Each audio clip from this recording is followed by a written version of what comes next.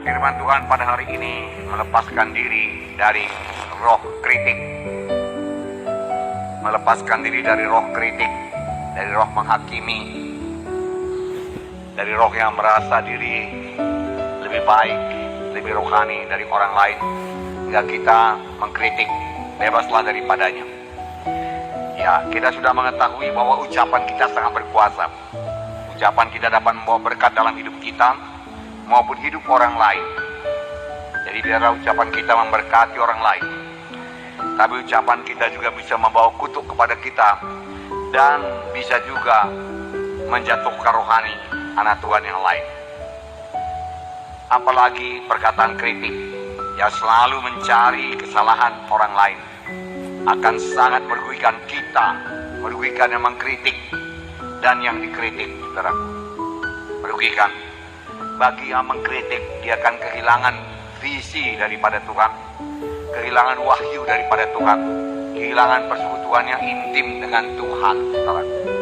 Karena hatinya sudah dipenuhi dengan kebenaran diri sendiri dan selalu mengkritik. Banyak anak Tuhan yang hidupnya selalu mencari kesalahan orang lain. Saya pun heran mengapa dia mencari kesalahan orang lain, bukan mencari kebaikan orang lain, tapi selalu mencari kesalahan orang lain, kemudian menghakiminya. Dan ada juga yang mengatakan menengkingnya. Dia lebih fokus kepada keburukan orang lain daripada kebaikannya, padahal orang tersebut punya kebaikan-kebaikan juga, tapi sama sekali dia tidak lihat. Yang dia lihat hanya keburukan orang tersebut, kejelekan orang tersebut, kesalahan orang tersebut saja, saudaraku. Ia memang mempunyai kebiasaan untuk melihat hal-hal yang negatif, hal yang buruk atau jelek, menunjuk kekurangan orang lain selalu.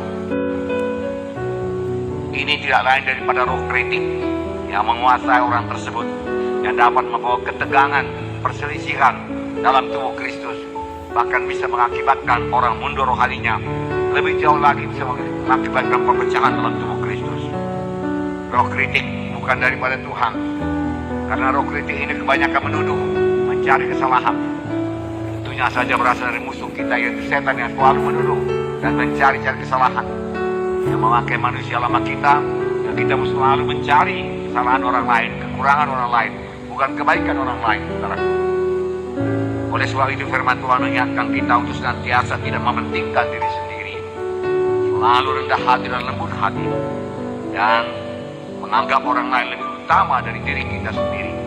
Anggap orang lain lebih utama, anggap orang lain lebih rohani dari kita, anggap orang lain lebih mengerti daripada kita. Kita bisa dibentuk menjadi seperti Yesus. Kita bisa dibentuk menjadi orang yang berbelas kasihan, menjadi orang yang rendah hati dan lembut hati, saudaraku. Kalau kita izinkan Roh Kudus itu bekerja, saudaraku, di dalam hidup kita, saudaraku.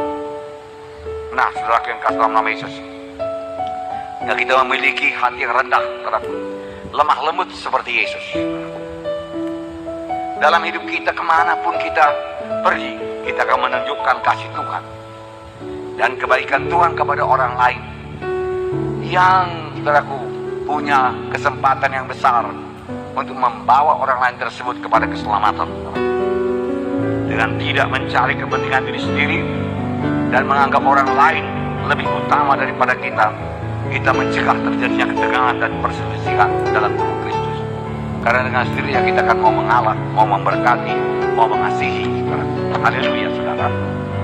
Nah, itu sebabnya ayat ini mengatakan, hendaklah kita menaruh pikiran dan perasaan yang terdapat dalam Kristus Yesus, dan menganggap orang lain lebih baik daripada kita, dan lebih mementingkan orang lain daripada kepentingan kita sendiri, dan tidak melakukan sesuatu atau mengucapkan sesuatu yang berasal daripada kesombongan kita.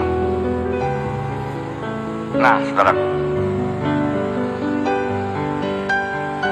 sadari dan bersikap, saudara. Jika kita suka menuduh dan mencari kesalahan orang lain, kenallah dari mana asalnya tuduhan tersebut. Bukan daripada Roh Kudus, tapi daripada musuh kita, setan, yang kerjanya hanya menuduh, menuding, mencari-cari kesalahan, saudara. Saudara berada di pihak Tuhan, jangan di pihak setan, saudara. Berada di pihak Tuhan, saudara.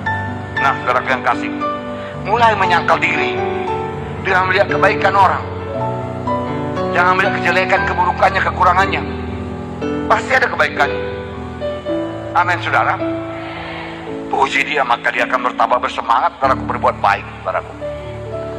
Dan akan dia berbuat baik pada saudara. Nah, saudara yang kasih nama Yesus, dosa kita yang besar, dosa saya yang besar sudah diampuni Tuhan, saudaraku. Maka pantas saya mengampuni orang yang bersalah pada saya, tidak mencari-cari kesalahan dan menuduh ke sana kemari, saudaraku. Pada waktu kelak kita menghadap Tuhan, saudaraku, dan Tuhan bertanya kepada kita, apakah yang kau buat dengan waktu, dengan tahun-tahun yang kau berikan dalam hidupmu sesudah engkau selamat? Kalau kita dengan bangganya berkata, Tuhan, aku membela engkau dengan menuduh orang lain, dengan mencari-cari kesalahan orang lain, dan aku hakimi dia, saudara berkata, maka Tuhan akan merasa sedih, dan saudara sendiri akan menerima hukuman yang kekal. Parah roh kritik ini. Saudara yang kasih dalam nama Yesus, terimalah bentukan Tuhan dalam hidup saudara. Terima pekerjaan Roh Kudus, selalu rendah hati mengaku dosa, maka Roh Kudus akan memberikan buah roh kepada saudara. Kasih, sukacita, damai sejahtera, kesabaran, kemurahan, kebaikan, kesetiaan, kelemah lembutan, penguasaan diri. Itu akan jadi karena roh itu memberikan buahnya dalam saudara, supaya saudara berikan Roh Kudus bebas bekerja dalam saudara. Marilah kita berhati-hati dengan ucapan kita, karena firman Tuhan berkata, dari setiap perkataan sia-sia yang kita ucapkan, Tuhan akan minta pertanggungjawab kita pada hari penghakiman. Kenapa kau ucapkan demikian? Ini tertulis dalam Matius 12:37-36. Tetapi aku berkata kepadamu, setiap kata sia-sia yang diucapkan orang harus dipertanggungjawabkannya pada hari penghakiman. Karena menurut ucapanmu engkau akan dibenarkan, menurut ucapanmu engkau akan dihukum. Mari kita sangat berhati-hati dengan ucapan kita, saudaraku.